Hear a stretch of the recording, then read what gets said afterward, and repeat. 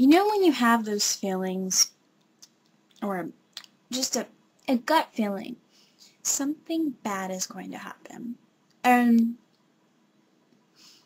you avoid the thought because you think, hey, if I believe that something bad's going to happen,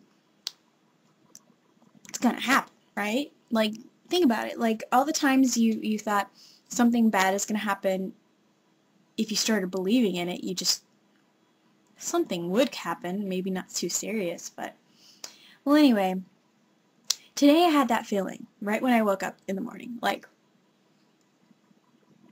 what is wrong? Like, what is wrong? Like, something is going to happen.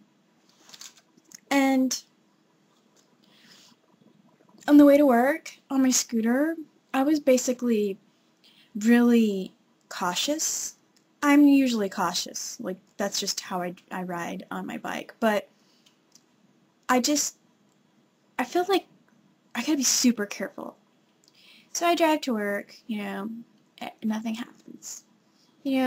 Typical day at work. But, so I'm driving home, right? And I'm thinking, that feeling again. Just that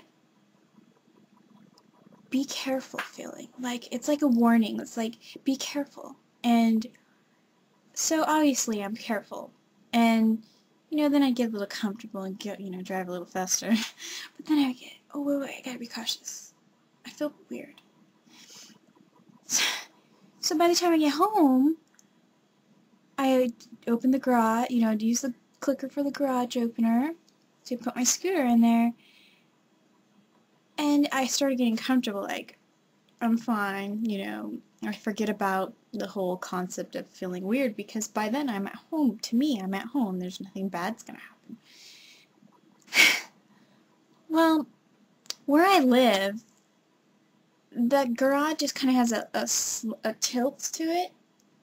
Like it's like a little hill, but then there's a little sideways tilt to it. I don't know how to explain that right now. I'm not very good with with tilts, but in describing a tilt. But think about it as a garage driveway, and this is the door, and then there's a tilt. I don't know if that makes sense. Well, usually I can balance. Maybe there's been once where I kind of went, ooh, because when you park your scooter, you put your feet down, right? Well, I went to put my foot down, and I kept going, and I kept going, and I kept going, and I kept going. So much that my scooter fell, kind of on my leg. Some people would be like, so, scooter, it's a motor scooter, so what? Well, my motor scooter's it's like at least 300 pounds or more. I think I can do it still, because I remember once I already kind of tilted once, and I was able to hold it. So I thought, I can pick this up. At least tilt it to pick it up, to sit on it. Well, then I looked down after trying to pull it, and I can't pick it up, and I smell gas, and it starts leaking all over the place, and it's going down the hill, and I'm thinking, I was already low on gas as is, like, it was giving me a meter that I needed gas, but I thought, nah, I'll get that tomorrow morning type of thing, and I kind of got worried, so I looked around, and my neighbor wasn't here, so I talked to some random guy that was 5 houses down, and I didn't feel comfortable doing that, but I was desperate. My scooter was actually, it fell, but it fell underneath like a truck. So like I was trying to pull it out. I didn't care if I scraped the paint or not right now. I'm just like worried. Especially if the guy says you nicked my truck or whatever. It's like it was already kind of his whole entire bumper was bent in, not because of me. I promise it wasn't because of me. It was already like an older truck anyway. So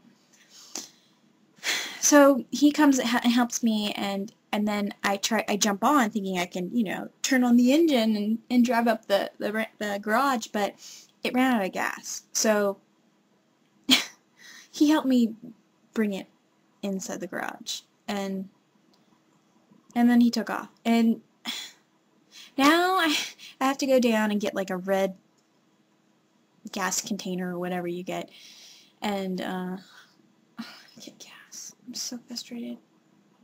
Well, I guess the moral of the story is, and it's not a story, it's actually something that just happened. The moral of the story is, you know, sometimes that gut feeling is kind of true, and and when you have these weird gut feelings that some of us women have, like, be cautious every moment. Don't think that just because you're comfortable at home that everything's gonna be fine and dandy. How embarrassing is that? Falling with my scooter.